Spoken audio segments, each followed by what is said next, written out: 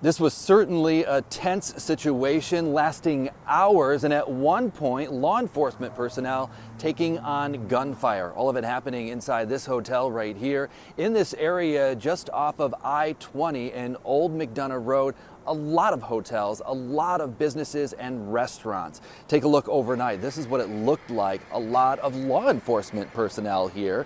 The Rockdale County Sheriff's Office saying that its SWAT team entered this hotel. It's a Horizon extended stay where the murder suspect had barricaded himself inside. Once they got in, they discovered that he died by suicide. Now, before all of this, we're told that the U.S. Marshals Southeastern Fugitive Division was here to serve a felony murder warrant for a suspect out of a Crawford County case.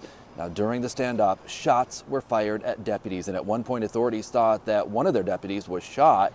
They later learned, though, that that deputy was not hit by a bullet, but instead debris from bullets that were piercing through the walls of the hotel room. We're told the deputy is okay, no other law enforcement members were hurt, and no other reports of anyone else being injured. The Sheriff's Office telling us now, though, that the U.S. Marshal's Office is lead on this investigation. We're in Rockdale County. Don Shipman, Atlanta News First.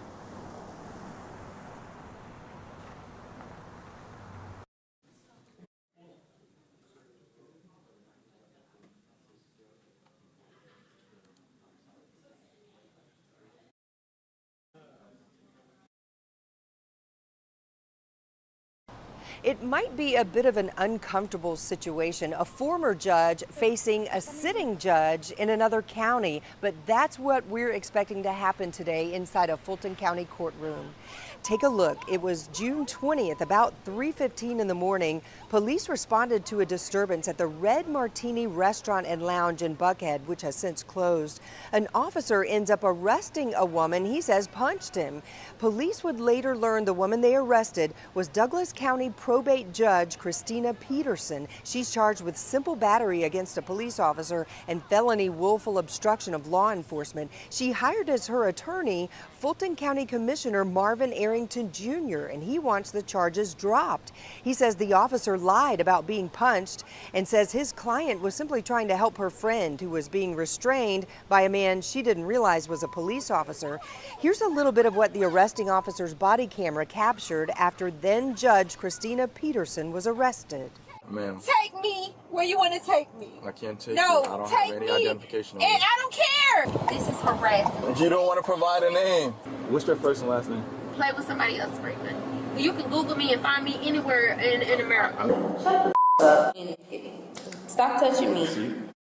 After that, the Georgia Supreme Court removed Peterson from the bench. The hearing to try to get those charges dismissed is scheduled for today. We will let you know what happens. In downtown Atlanta, Rebecca Schramm, Atlanta News First.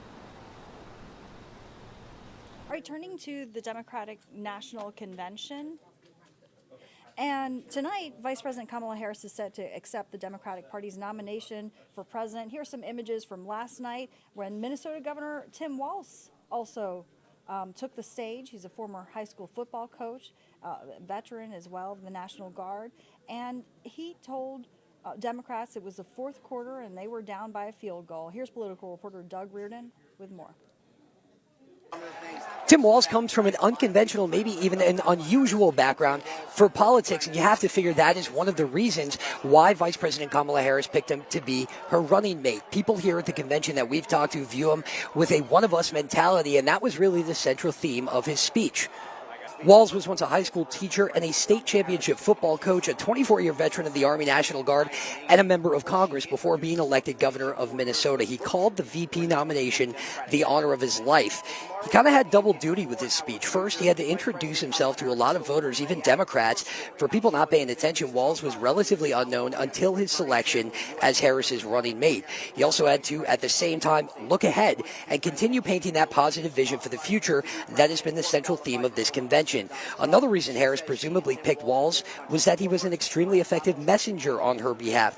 He was the first one to coin the Trump-Vance campaign as weird, and he broke that out again during his speech. From the United Center, Doug Reardon, Atlanta News. And coming up at 11 o'clock, we are going to have a stream focused on the Democratic National Convention. So tune in for that here on Atlanta News First Plus with Chief Investigator Brendan Keefe, as well as political analyst Ben Taylor. All right, let's talk about the YSL trial. And motion hearings are now continuing today in the YSL RICO trial. It's, of course, a historically long trial. And on Friday, lawyers for Diamante Kendrick, a.k.a. Yak Gotti, filed a motion urging the judge to limit the time that Fulton County prosecutors have to actually finish up their case. Again, a historically long trial that has been dragging on. You can watch it gavel to gavel on Atlanta News First Plus. Of course, we are bringing you coverage. And, you know, that is streaming from the moment that court begins. And it's actually underway right now if you want to tune in. But again, motions hearings being heard today. All right, let's turn to the forecast now with First Alert meteorologist Rodney Harris. It's a beautiful day. Joy, good morning to you. Happy Thursday, everybody. Hope you're off to a good start to your day. This fall-like weather that we have been seeing, certainly won't complain about that. That'll continue for a little while, but as we know, the weather will eventually change, and yes, it will get hot again. So that's the first thing I want to start with. It will get hot again. We are not done with summer yet. We have enjoyed a remarkable stretch of weather here over the past several days, but summer will eventually return. So here is a look at what you can expect. That's a live look, by the way, outdoors over the city of Atlanta. We had some clouds out there earlier this morning. Those clouds are already out of here, so that's certainly good. Here's what you can expect hour by hour today. Before I get to that, these are your temperatures. It is 75 in Atlanta. We still have quite a few 60s on the map this morning, so that's not bad for 9 o'clock. 66 in Helen and 65 in LJ.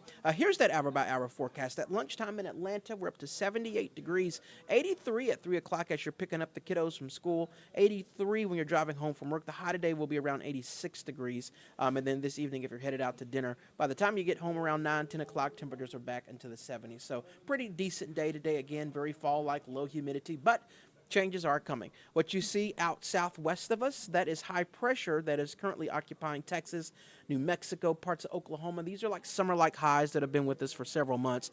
And as you know, high pressure, upper-level highs are associated with dry weather and heat.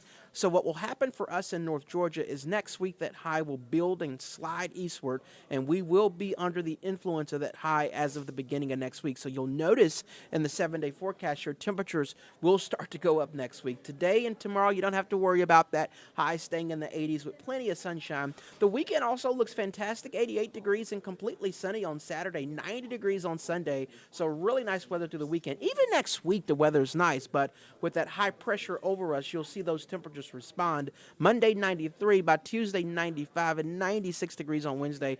So mid-upper 90s perhaps going into next week. So again, enjoy today because the weather out there today is amazing and it feels very fall-like, but we do have some changes coming. We'll get back into that fall-like forecast taking you into, summer forecast taking you into next week. So enjoy the fall weather, the lower humidity while you can. What you did see on that 7-day forecast is a lack of rain. There's not a single drop of rain that we're forecasting over the next 7 days. So that's certainly something that you can enjoy. If you want to wash the car, you'll be in good shape today, tomorrow, the day after tomorrow, and the day after that. So no rain, feeling like fall at least for the rest of this week, and then returning to more summer-like temperatures next week. We'll keep you up to date on this forecast with the latest on Atlanta News First at noon, always in the First Alert Weather app. We hope you guys have an amazing Thursday, and until next time, we will see you soon.